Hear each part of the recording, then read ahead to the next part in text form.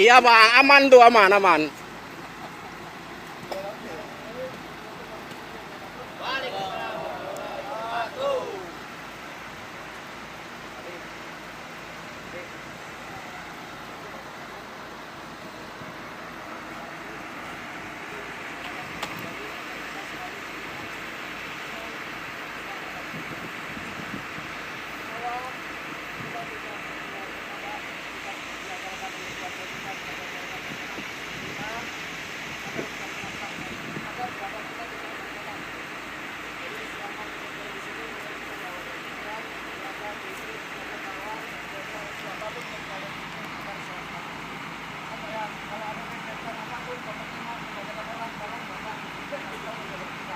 Siapapun berhak menyusulkan kerjaan jika ada kondisi berbahaya, ya.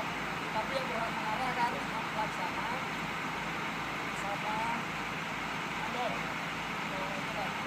Inilah pelaksanaan mandor. Jangan kalau ada kejadian berbahaya, semuanya bisa dihentikan, yang panas dulu. Dan jika bapak mengetahui itu tapi tidak bapak sampaikan.